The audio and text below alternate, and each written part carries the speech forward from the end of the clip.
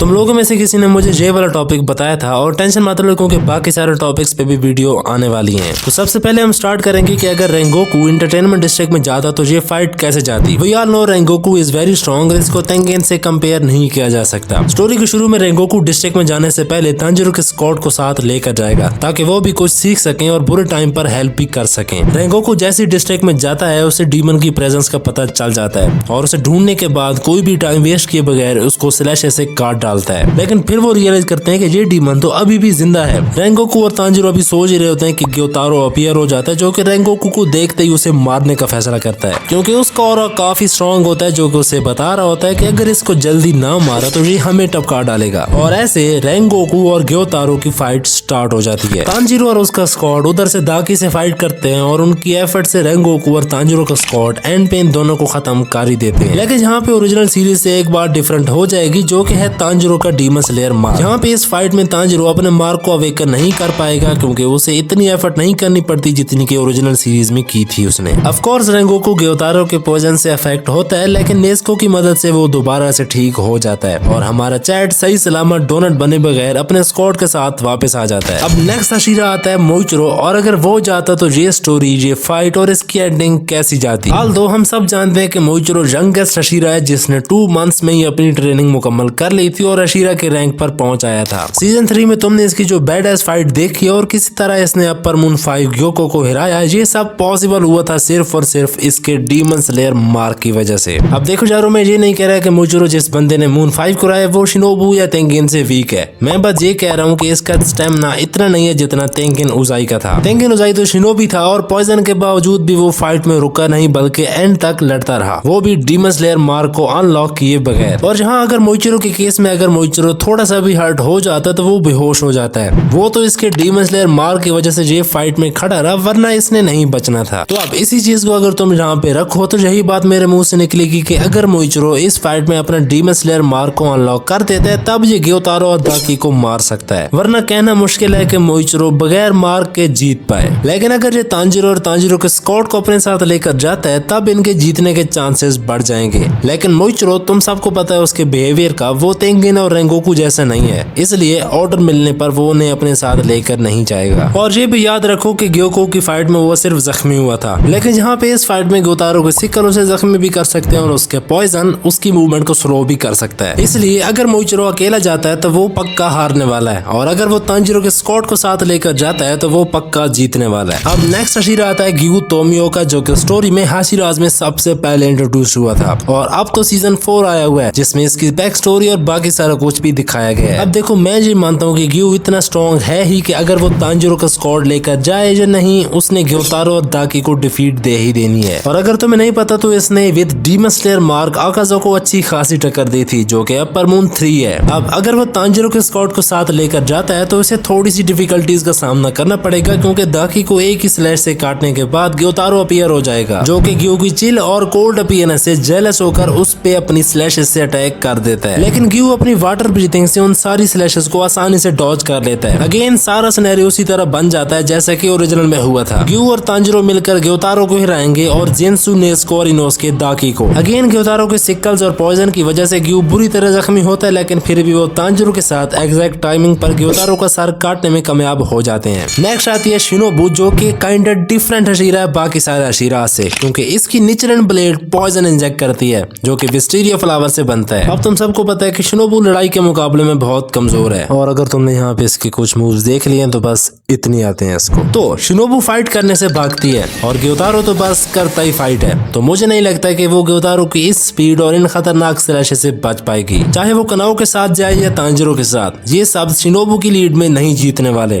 और अगर तांजिरो हिम्मत मारकर कुछ कर भी देता है तो भी शिनोबू इनकी फाइट में हेल्पफुल साबित नहीं हो सकती। और एक और चीज, ये बात मुझे तुम बताओगे कि क्या शिनोबू डीमन स्लेयर मार्क को अनलॉक कर सकती है या नहीं, क्योंकि उसे जब फाइट करना ही नहीं आता तो वो उस टेम्परेचर तक पहुंचेगी कैसे जिससे डीमन स्लेयर मार्क अनलॉक हो सके। अब नेक्स्ट हशीरा आता है सानामी जिसने स्टोरी में कोकोशिबो को अच्छी खासी टक्कर दी है मार्क के साथ और मार्क के बगैर इन दोनों सिचुएशन में। इसमें भी मैं ग्यू वाली बात करूंगा कि अगर ये अकेला जाए या किसी को साथ लेकर जाए इसने आराम से मून 6 को मार ही देना है। और जैसे कि तुम्हें इसका बिहेवियर पता है तांजिरो के साथ, तो वो तांजिरो के स्क्वाड को तो बिल्कुल लेकर नहीं जाएगा। अब सानामी की स्पीड इन दोनों से ज्यादा है और इसके अटैक ग्योतारो से भी खतरनाक है।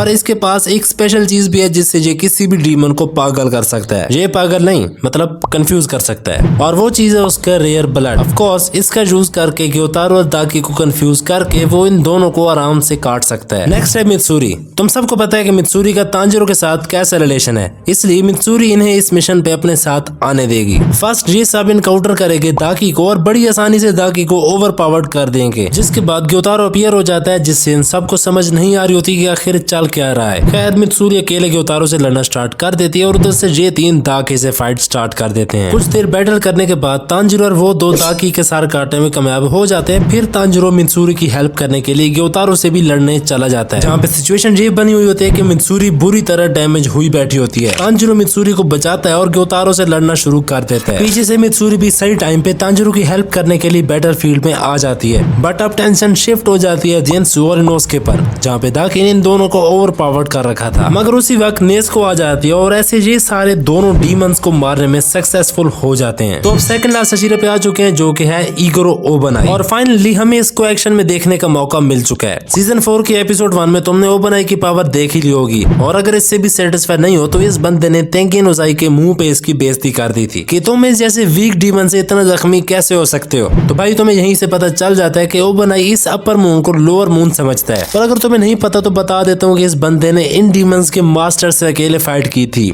उस वक्त जब हर कोई उठ नहीं पा रहा था और मुजान भागने वाला था, तो इसी ने इसको टक्कर दी थी। और अगर तुम ये कहते हो कि ओबनाई इन दोनों डीमंस को एक साथ कैसे मारेगा, तो इसके अटैक स्पेशली लॉन्ग रेंज के लिए ही होते हैं। नेक्स्ट एंड लास्ट हशीरा जो कि इस सीरीज में सबसे स्ट्रॉन्गेस्ट और पावरफुल हशीरा है, और अगर तुमने इसकी मांगा नहीं पढ़ के रखी हुई तो मैं बता देता हूँ कि कोकोशिबो के मरने के पीछे सबसे बड़ा हाथ इसका था, जिसको पहली दफा देखते ही अपर मून खुद इसकी तारीफ करता है और कहता है कि चलो इतने 100 साल बाद कोई तो मेरी टक्कर का मिला मुझे, और हम बल्कि मैं इसका मुकाबला ग्योतारो से कर रहा हूँ। भाई साहब पहले ही प्रो में इन दोनों को मारने वाला है। नाउ आई थिंक तुम्हें पता चल ही गया होगा कि कौन सा हशीरा कितना पावरफुल है। एंड लास्ट पे मैं यही कहूंगा कि तुम सब जितना मुझे सपोर्ट कर रहे हो, मुझे बस यही चाहिए था।